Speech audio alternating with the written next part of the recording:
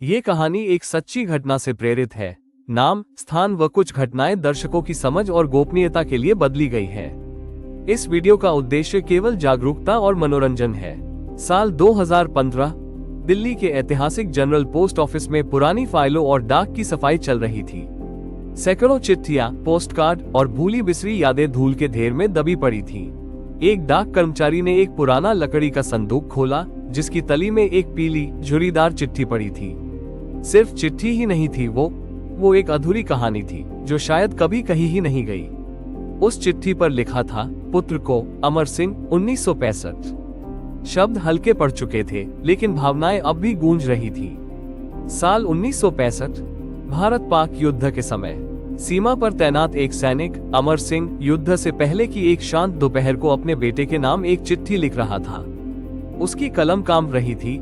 शायद उसे पता था कि ये उसकी आखिरी चिट्ठी हो सकती है। बेटा, अगर मैं वापस न आऊं तो जानना, मैंने तुझसे बहुत प्यार किया। माँ का ख्याल रखना और तू मेरे नाम को कभी झुकने मत देना। हर शब्द में एक पिता का आशीर्वाद और एक सैनिक की आखिरी सांसें थी। जंग के बीचों बीच डाक सेवा रुक गई थी। हजारों चिट्ठियां कभी अपने गंतव्य तक नहीं पहुंची। अमर सिंह की चिट्ठी भी उन्हीं में खो गई, अनकही, अनपढ़ी।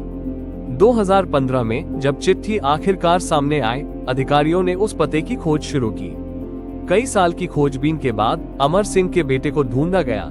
अब वह एक बुजुर्ग थे, कांपते हाथों से उस चिट्ठी को पकड़े, अपने आंसुओं को रोक नहीं पाए। बेटे की आंखों में वो 50 साल पुरानी चिट्ठी आज भी एक नई बात कह रही थी। बेटा, मैं तुझसे हर जन्म में इतना ही प्यार करूंगा जितना इस बार। एक पिता की मोहब्बत अमर हो गई। वो चिट्ठी कभी समय पर नहीं पहुंची, लेकिन उसका असर एक जीवन पर आज भी जिंदा है। कुछ कहानियां किताबों में नहीं मिलती, वो डाक के पुराने संदूक में छुपी होती है। शत शत नमन उन सभी सैनिकों को जिन्होंने अपना सब कुछ दे दिया। ऐसी और सच्ची कहानियां सुनने के लिए अभी सब्सक्राइब करें पुरानी जीन्स डायरीज।